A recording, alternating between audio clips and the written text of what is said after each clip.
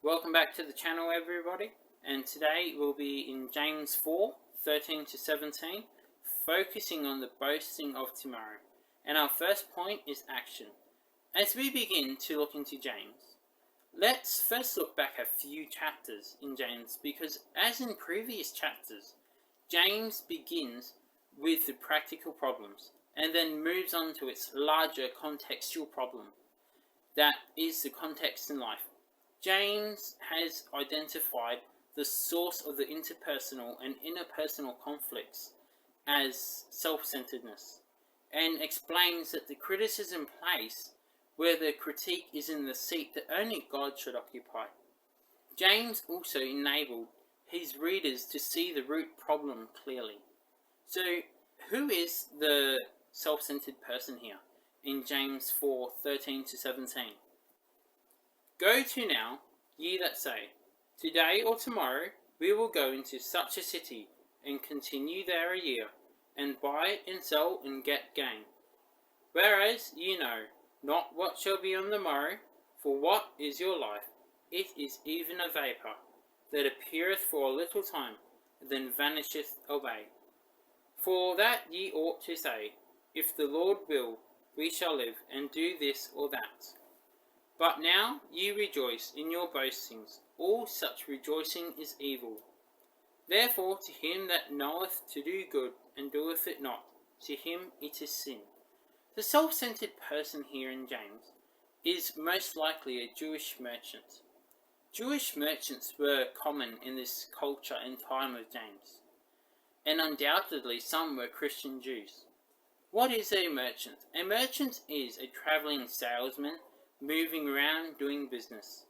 This was part of life back then. We have to first note that James has no quarrel with the merchant's occupation, nor does he write about the ethics of buying and selling. James states the merchant's carrying on business and makes money, and that is what we expect when trade is flourishing. We find that James takes the businessman to task for their disregard of God. To them, money is much more important than serving God. They make plans for the future without seeking the will of God. They often live like the man portrayed in the parable of the rich fool, Luke 12:16 to 21. And they fail to realize that they cannot go on in their business without completely trusting on God.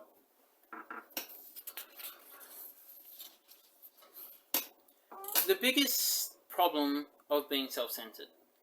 The biggest problem of being a self-centered person is that we tend to stop our complete dependence upon God, as we see in John 15 verse 5.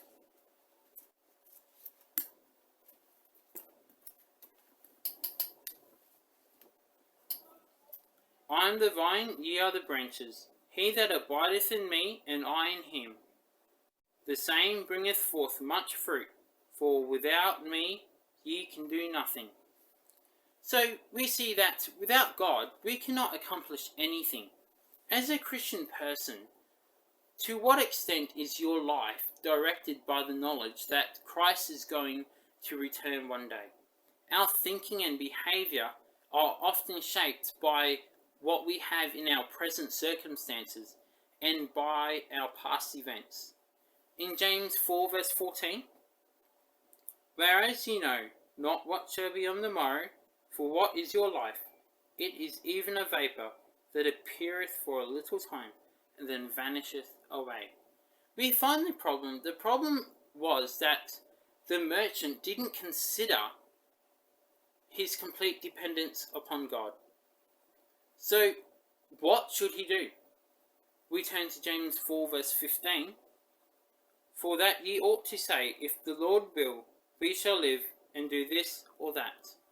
The merchant here should have made his planning on total dependence upon the Lord, God recognizing his sovereign control over all life.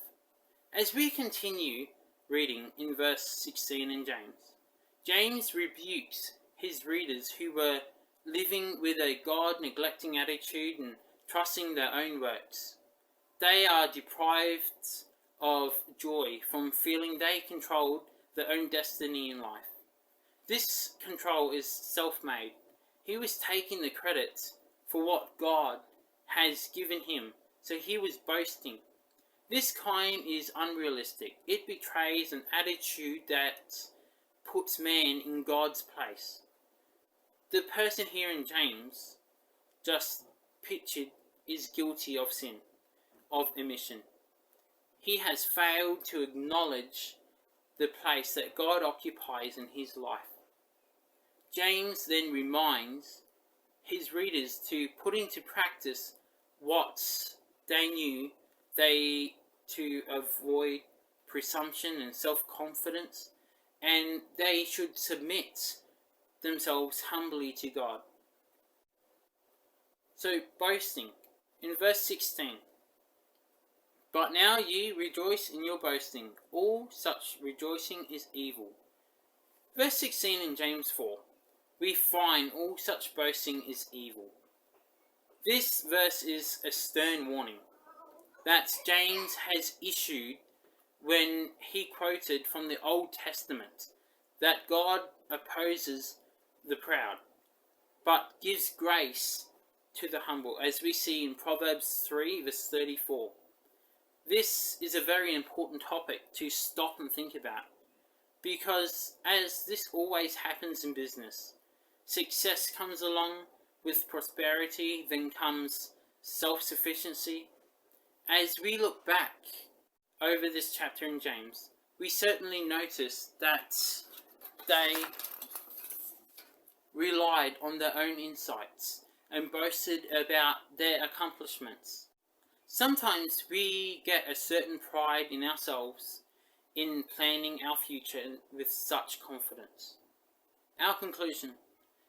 So now we come to an end of our study of what happens when we stop our complete dependence upon God, and what happens when we start boasting about our accomplishments.